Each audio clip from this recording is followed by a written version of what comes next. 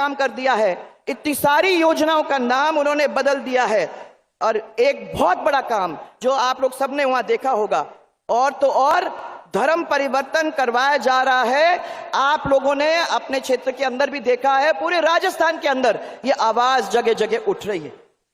महिला अत्याचार के बारे में जितना कम बोलो उतना ही अच्छा है, क्योंकि सब महिलाओं को मालूम है कि कितनी परेशानी उनको ही नहीं, बच्चियों तक को हो रहा है।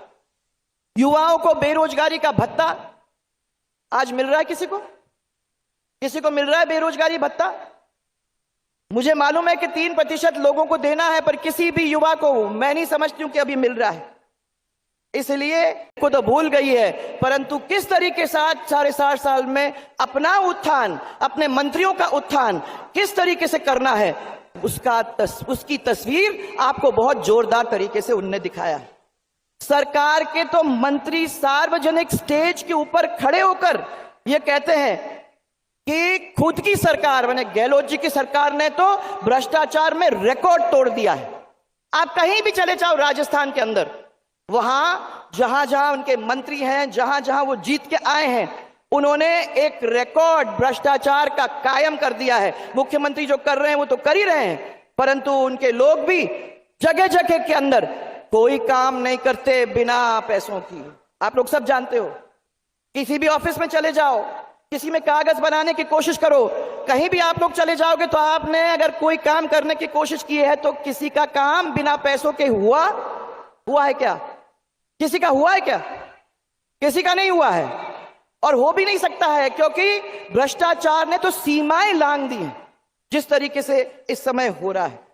मैं भामाशाह, मुझे याद है कि अपन लोगों ने अपनी सरकार के समय भामाशाह योजना शुरू की थी, जिसमें अपन लोगों ने महिलाओं को परिवार का मुखिया बनाया था। जैसे ही यह सरकार आई, इसने वो स्कीम को बंद कर दिया, और बंद करके महिला जगत का अपमान, घोर अपमान किया है। क्योंकि हमने अपनी महिलाओं को अपने परिवार की मुखिया बनाने की कोशिश की थी, और उसके हाथ में पैसा, कार्ड देने का काम किया था। उसको बंद करके हमारी महिलाओं को अपमानित करने का काम इन अशोक गहलोत की सरकार ने और अशोक गहलोत जी ने किया है। मुफ्त इलाज कराने का काम हम लोगों ने भामाशाह स्वास्थ्य बीमा योजना के द्वारा किया था, आपको याद होगा।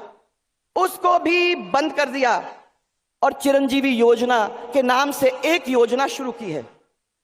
उस योजना के अंतर्गत गरीबों का फ्री इलाज होना चाहिए, परंतु उस योजना के अंदर तो क्या, गरीब तो बड़े बड़े अस्पतालों के अंदर, प्राइवेट अस्पतालों के अंदर तो घुस ही नहीं सकता है।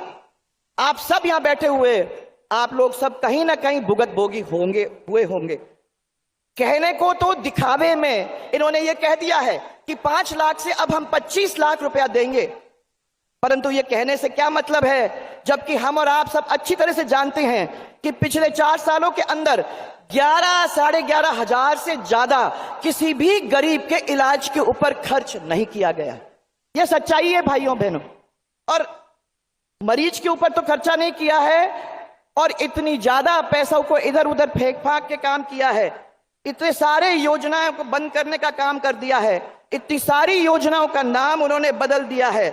और एक बहुत बड़ा काम जो आप लोग सबने वहां देखा होगा, और तो और धर्म परिवर्तन करवाया जा रहा है। आप लोगों ने अपने क्षेत्र के अंदर भी देखा है, पूरे राजस्थान के अंदर ये आवाज जगह जगह उठ रही है। महिला अत्याचार के बारे में जितना कम बोलो उतना ही अच्छा है, क्योंकि सब महिलाओं को मालूम है कि कितनी परेशानी उनको ही नहीं, बच्चियों तक को हो रहा है। युवाओं को बेरोजगारी का भत्ता आज मिल रहा है, किसी को मिल रहा है बेरोजगारी भत्ता। मुझे मालूम है कि 3% लोगों को देना है, पर किसी भी युवा को मैं नहीं समझती हूं कि अभी मिल रहा है। इसलिए हमें अब हर बूथ पर मोदी जी की उपलब्धियों को, गहलोत सरकार की नाकामियों को, और हमारी पूर्ववर्ती भारतीय जनता पार्टी सरकार की कामों को याद दिलाने का काम करना है भाइयों और बहनों। उदयपुर की अगर बात करो तो उदयपुर के अंदर भी कितने सारे काम हुए हैं, तब से लेके आज तक बताओ अगर और काम इस सरकार ने किए हैं।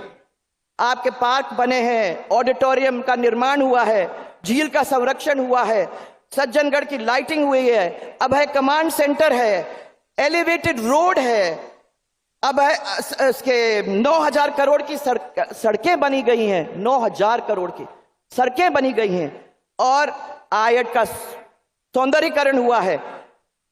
और मैं ये पूछना चाहती हूं कि ये पानी पिलाने का काम देवास और मानसी वाकल परियोजना फेज 1 और 2 पूरा करके कुछ हद तक जल संकट को मिटाने का काम पिछली सरकार ने किया था।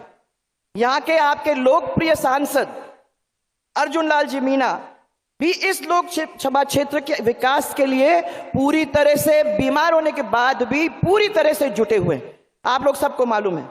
और आदरणीय गृह मंत्री जी हमारे उदयपुर से, ये मैं समझती हूं कि अपनी पहली सभा है जिसके अंदर वो हमारे बीच में नहीं है। भाई साहब, आज आपके सानिध्य में असम के गवर्नर बने हुए हैं और हम लोग फिर भी हमारा मान सम्मान इतना बढ़ाया है वो वहां पहुंच के, परंतु फिर भी उनकी कमी हम लोगों को महसूस होती है। और आज मैं ये कहना चाहूंगी कि ये जो भाजपा का संगठन मेवाड़ में खड़ा किया गया है उसमें गुलाब जी भाई साहब की भूमिका बहुत महत्वपूर्ण है। आज विधानसभा के चुनाव भी बहुत करीब आ गए हैं। 4.5 साल तक जनता का शोषण और खुद का पोषण करने का काम अशोक गहलोत ने अच्छी तरह से किया है। राहत के ठंडे छींटे दिए और बहुत बड़ा दिखावा किया है कि हम पैसे इधर बांट रहे उधर बांट रहे हैं, पर 4.5 साल में जो शोषण हुआ है वो प्रदेशवासी कोई भूलेगा नहीं, मुझे ये विश्वास है। ये भी नहीं भूल पाएगा कि भारतीय जनता पार्टी की सरकार ने अच्छे काम किए थे और हर व्यक्ति को लाभ भी पहुंचाया था।